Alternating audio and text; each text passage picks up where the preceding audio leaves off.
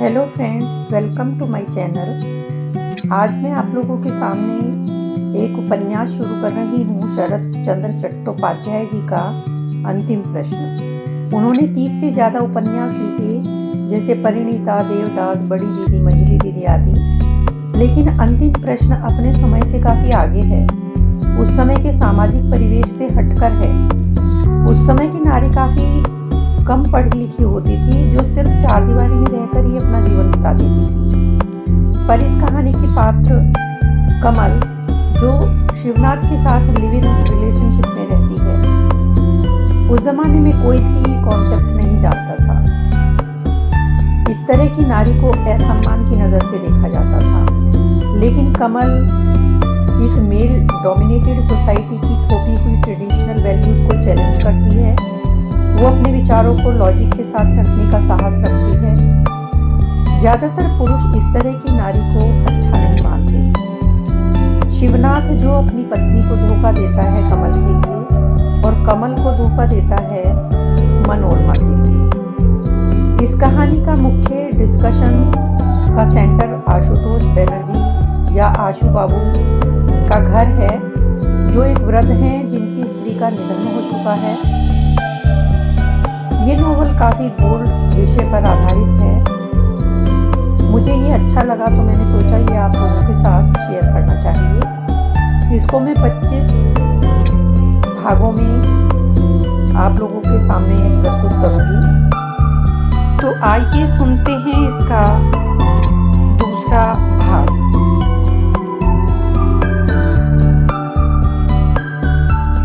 उपरोक्त घटना के बाद एक हफ्ता बीत चुका था। 2-3 दिनों से मौसम खराब था, बारिश हो रही थी। आज भी सुबह से ही बूंदाबांदी के बाद दोपहर के समय बारिश रुकी हुई थी, मगर बादल छटे नहीं थे। किसी भी समय फिर से बारिश आ सकती थी, ऐसी हालत थी आकाश की। उसी समय मनोरमा तैयार होकर अपने पिता के कमरे में पहुंची। आशु बाबू मोटी सी चादर ओढ़कर आराम कुर्सी पर बैठे थे। उनके हाथों में एक पुस्तक थी। बेटी ने चकित होकर पूछा, आप तैयार नहीं हुए हैं पिताजी? आखिर आज तो हमें एतबारी खां की कब्र देखने जाना था। जाना तो था बेटी, मगर आज मेरी कमर का दर्द। तो मैं मोटर लौटा दूं? कल चलेंगे? ठीक है पिताजी। पिता ने टोकते हुए कहा, नहीं नहीं, बिना घूमे तेरे सिर में दर्द शुरू हो जाता है। तू थोड़ा घूमा, तब तक मैं यह मासिक पत्रिका पढ़ लेता हूँ। कहानी अच्छी है। ठीक है, मैं चलती हूँ, मगर लौटने में ज्यादा देर नहीं लगेगी। लौटकर आपसे यह कहानी सुनूंगी। यह कहकर वह अकेली ही चली गई। घंटे भर में ही मनोरमा लौट आई और पिता के कमरे में प्रवेश करते हुए प्रश्न किया, कहानी कैसी थी पिताजी? समाप्त हो गई? किसने लिखी है? मगर बोलते ही वह चौंकी। उसने देखा उसके पिता अकेले नहीं हैं। उनके सामने शिवनाथ बैठे थे। शिवनाथ ने खड़े होकर नमस्कार किया, बोला, कहां तक घूमकर आई? मनोरमा ने उत्तर नहीं दिया, बस नमस्कार का जवाब सिर हिलाकर दिया। फिर उसकी ओर पीट करके पिता से बोली, कहानी पूरी पढ़ ली पिताजी, कैसी लगी? आशु बाबू ने सिर्फ नहीं कहा। बेटी बोली, तो मैं ले जाऊं? जाकर आपको लौटा दूंगी। यह कहकर वह पत्रिका लेकर चली गई, मगर अपने शयन कक्ष में आकर वह चुपचाप बैठी रही। कपड़े बदलना, हाथ मुंह धोना कुछ नहीं किया। पत्रिका खोलकर भी नहीं देखी कि कौन सी कहानी किसने लिखी है, कैसी लिखी है। इस तरह बैठकर न जाने क्या क्या सोचने लगी। उसी समय नौकर सामने से जा रहा था। उसने पूछा, अरे पिताजी के पास से वह आदमी गया या नहीं? नौकर बोला, चला गया। कब गया? बरसात शुरू होने से पहले ही। मनोरमा ने खिड़की का पर्दा हटाकर देखा। फिर से बारिश शुरू हो गई थी। तेज नहीं थी। ऊपर देखा कि पश्चिम की ओर से काले बादल घने हो रहे हैं। रात को मूसलाधार बारिश होने वाली है। वह पत्रिका उठाकर पिता के कमरे में आई। उसने देखा पिता चुपचाप बैठे हैं। वह पत्रिका नीचे रखकर बोली, पिताजी, आप यह तो जानते ही हैं मुझे यह सब अच्छा नहीं लगता।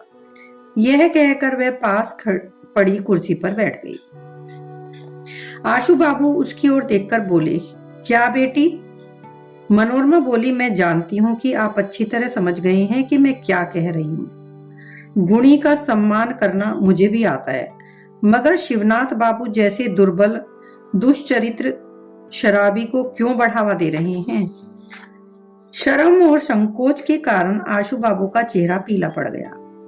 कमरे के एक कोने में मेज पर पुस्तकों का ढेर लगा था। समय न मिल पाने के कारण मनोरमा उन्हें ठीक से लगा नहीं पाई थी। उन्होंने उस ओर आंख से इशारा करके सिर्फ इतना ही कहा, वो कहां, वो वहां। मनोरमा ने डरते डरते पलटकर देखा। शिवनाथ मेज के पास खड़ा होकर एक पुस्तक ढूंढ रहा था। नौकर ने उसे गलत बताया था। शर्म से मनोरमा जमीन में गड़ जाने को हो गई। शिवनाथ पास आकर खड़ा हुआ तो वह नजरें नहीं उठा पाई। शिवनाथ बोला, वह पुस्तक मुझे नहीं मिली आशु बाबू, अभी मैं चलता हूं। आशु बाबू और तो कुछ नहीं कह पाए, सिर्फ इतना कहा, बाहर बरसात हो रही है। शिवनाथ बोला, कोई बात नहीं, ज्यादा तेज नहीं है। यह कहकर वह जाते जाते अचानक रुका। मनोरमा की ओर देखकर बोला, मैंने अचानक जो सुन लिया वह मेरा सौभाग्य भी है और दुर्भाग्य भी। इसके लिए आप शर्मिंदा ना हो। ऐसा मुझे अक्सर सुनना पड़ता है। फिर भी इतना जानता हूं, वह बातें मेरे लिए आपने जरूर कही, मगर मुझे सुनाने के लिए नहीं कही। आप इतनी निर्दयी नहीं हैं। कुछ पल रुककर बोले, हाँ, मेरी शिकायत कुछ और है। उस दिन अक्षय बाबू और दूसरे अध्यापकों ने मुझ पर इल्जाम लगाया कि मैं किसी मतलब से इस घर से घनिष्ठ होने की कोशिश कर रहा हूं। सब लोगों की न्याय अन्याय की धारणा एक नहीं है, यह भी एक बात है, मगर बाहर से कोई एक घटना जितनी दिखती है वह भी सब कुछ नहीं होती, यह भी दूसरी बात है। मगर बात कुछ भी हो, आप लोगों से मिलने में मेरा कोई बुरा मतलब न उस दिन था न आज है। अचानक आशु बाबू से बोले, आपको मेरे गीत सुनना अच्छा लगता है। मेरा घर ज्यादा दूर है नहीं, अगर कभी मन करे तो मेरे घर आइए, मुझे खुशी होगी। यह कहकर दोबारा नमस्कार करके शिवनाथ बाहर निकल गए। बाप बेटी एक भी उत्तर नहीं दे पाए। आशु बाबू के हृदय में बहुत सारी बातें एक साथ उठी, मगर प्रकाश नहीं कर पाए। बोले, शिवनाथ बाबू, थोड़ी देर रुक कर जाइए। नौकर चाय ले आया। मनोरमा ने पूछा, आपको चाय यहीं दे दूं पिताजी? आशु बाबू बोले, यह चाय मेरे लिए नहीं है। शिवनाथ चाय पीना चाहता था। मनोरमा ने नौकर को चाय वापस ले जाने का इशारा किया। मन की चंचलता के कारण आशु बाबू कमर में दर्द के बावजूद कमरे में टहलने लगे। अचानक खिड़की के पास चौंक कर रुके। बाहर देखा, उस पेड़ के नीचे शिवनाथ खड़ा है ना। जा नहीं पाया, भीग रहा है। यह कहकर उन्होंने नौकर को बुलाकर कहा, यदु, जा देख कर आ, गेट के पास पेड़ के नीचे जो आदमी खड़ा है वह कौन है? जो बाबू अभी यहां से गए हैं वही तो नहीं? मगर रुक रुक, उनकी बात बीच में ही रुक गई। अचानक मन में संदेह जगा, वह औरत शिवनाथ की पत्नी तो नहीं? मनोरमा बोली, रोक क्यों रहे हैं पिताजी, जाकर बुला लाने दो। यह कहकर वह खुली खिड़की के पास अपने पिता के पास आकर खड़ी हो गई। बोली, अगर मुझे पता होता कि वो चाय पीना चाहते थे तो मैं उन्हें जाने नहीं देती। बेटी की बात सुनकर आशु बाबू ने धीरे से बोला, वो ठीक है मणि, मगर मुझे डर लग रहा है कि वह औरत उनकी पत्नी है। हिम्मत करके वो उसे इस घर में साथ लेकर नहीं आया। अभी तक बाहर खड़ी होकर शायद इंतजार कर रही थी। उनकी बात सुनकर मनोरमा को भी यही लगा। पहले तो उसके मन में दुविधा हुई कि उसे इस घर में बुलाना ठीक है या नहीं, मगर पिता की ओर देखकर उसने अपना संकोच छोड़ दिया। नौकर से बोली, यदु, उन दोनों को बुलाकर ला। शिवनाथ बाबू अगर पूछे कि किसने बुलाया है तो मेरा नाम बोल देना। नौकर चला गया। आशु बाबू परेशान होकर बोले, मनी, शायद यह ठीक नहीं हुआ। क्यों पिताजी? आशु बाबू बोले, शिवनाथ कुछ भी हो, उच्च शिक्षित व्यक्ति है, उनकी बात अलग है, मगर इस सूत्र को पकड़कर उस औरत से परिचय करना क्या ठीक है? ऊंची नीची जाति हम ज्यादा नहीं मानते, मगर भेद तो है ही। नौकरों के साथ मित्रता तो नहीं की जा सकती बेटी। मनोरमा बोली, मित्रता करने की जरूरत भी नहीं है पिताजी। संकट के समय तो पथ के पथिक को भी घंटे के लिए आश्रय दिया जा सकता है। हम सिर्फ वही करेंगे। आशु बाबू के मन से दुविधा नहीं मिटी। 2-3 बार सिर हिलाकर धीरे धीरे बोले, बात यह नहीं है, वह औरत आएगी तो तुम उससे कैसा व्यवहार करोगी, मैं समझ नहीं पा रहा। मनोरमा बोली, क्या मुझ पर आपको विश्वास नहीं है पिताजी? आशु बाबू धीरे से मुस्कुराकर बोले, वह तो है, मगर फिर भी समझ नहीं पा रहा हूं तुम्हारे बराबर के लोगों से कैसा व्यवहार करना चाहिए। तुम जानती हो, बहुत कम लड़कियां इतना जानती हैं। नौकर दासी के प्रति भी तुम्हारा व्यवहार निर्दोष है, मगर यह क्या है बेटी, शिवनाथ से मैं स्नेह करता हूँ, मैं उसके गुणों का अनुरागी हूँ। विडंबना से यह बहुत सारी लांछना सहकर गया है, फिर से उसे बुलाकर उसे पीड़ा नहीं पहुंचाना चाहता। मनोरमा समझ गई कि यह शिकायत उसी के प्रति है। बोली, ठीक है पिताजी, ऐसा ही होगा।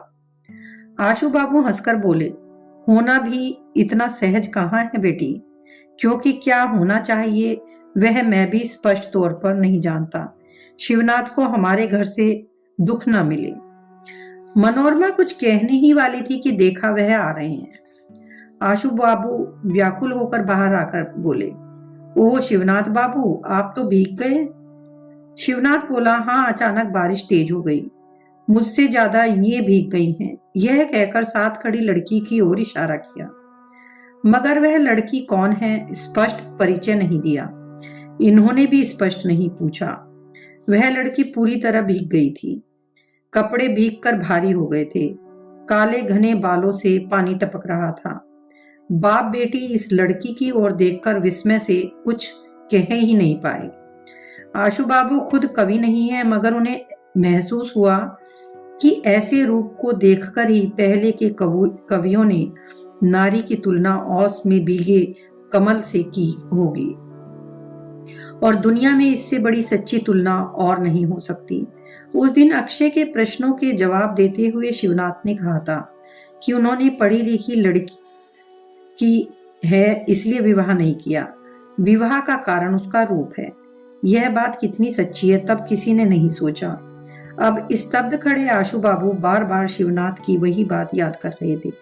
उन्हें लगने लगा वास्तव में इतनी जीवन यात्रा प्रणाली नीति सम्मत न भी हो, पति पत्नी के संबंधों की पवित्रता भी न हो, मगर इस नश्वर जगत के इन दो नश्वर नर नारी देह पर सृष्टि का अविश्वर सत्य ही प्रतिफलित हुआ है।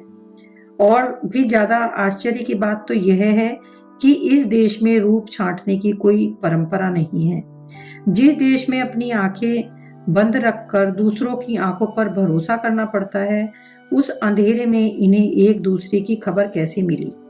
मगर यह भाव पल भर में काटकर वे बोले, शिवनाथ बाबू, भीगे कपड़े बदल लीजिए, यदु बाबू को मेरे बाथरूम में ले जा। शिवनाथ नौकर के साथ चला गया। कठिनाई हुई मनोरमा को। वह लड़की मनोरमा की हम उम्र है और उसे भी भीगे कपड़े बदलने की आवश्यकता है, मगर उस दिन शिवनाथ के मुंह से उस लड़की का जो परिचय उसने सुना था, उसके कारण वह उसे क्या कहकर पुकारे समझ नहीं पा रही थी। वह कितनी भी रूपवती क्यों न हो, मगर पिता के सामने शिक्षा संस्कारहीन इस नीच जाति की लड़की को आओ कहने में उसे संकोच हुआ और आइए कहकर सम्मान पूर्वक उसे अपने कमरे में ले जाने पर भी उसे घृणा महसूस हुई। मगर अचानक इस समस्या का समाधान उस लड़की ने खुद ही कर दिया। मनोरमा से बोली, मैं भी भीग गई हूं, मुझे भी एक साड़ी मंगवा देती हूं। कहकर मनोरमा उसे भीतर ले गई और नौकरानी को बुलाकर कहा कि इसे स्नान घर ले जाओ और जो जरूरत है दे दो। उस लड़की ने कई बार मनोरमा को आपाद मस्तक देखा और फिर बोली, धोबी की धुली हुई साफ साड़ी देने को कह दीजिए। मनोरमा बोली, दे देगी। उस लड़की ने नौकरानी से पूछा, वहां पर साबुन है ना? नौकरानी बोली, है, मगर मैं किसी का इस्तेमाल किया हुआ साबुन नहीं लगाती। इस अपरिचित लड़की की यह बात सुनकर दासी पहले तो चौंकी, फिर बोली, वह एक बक्से में नए साबुन रखे हैं, मगर आपने तो सुना कि वह स्नानघर दीदी का है, उनका साबुन लगाने में कैसा दोष? वह लड़की होंठ सिकोड़कर बोली, वह सब मुझसे नहीं होता, घिन आती है और फिर किसी और का इस्तेमाल किया हुआ साबुन लगाने पर बीमारी हो जाती है। मनोरमा का चेहरा क्रोध से लाल हो गया, मगर पल भर के लिए। अगले पल ही निर्मल हंसी से उसकी आंखें चमकने लगी। उसके मन पर से जैसे बादल छट गए। हंसकर पूछा, यह बात तुमने कहां से सीखी? वह बोली, किससे सीखूंगी, मैं खुद ही जानती हूं। मनोरमा बोली, सच? तो फिर हमारी इस नौकरानी को कुछ अच्छी बातें सिखा देना, वह तो बिल्कुल ही मूर्ख है। कहते हुए वह हंस पड़ी। दासी भी हंसी, बोली, चलिए बहू रानी, साबुन लगाकर पहले तैयार हो लो, उसके बाद बैठकर अच्छी बातें सीखूंगी। दीदी कौन है ये? मनोरमा ने हंसी छुपाने के लिए मुंह न फेरा होता तो वह इस अपरिचित लड़की के चेहरे पर कौतुक और मजाक देखती।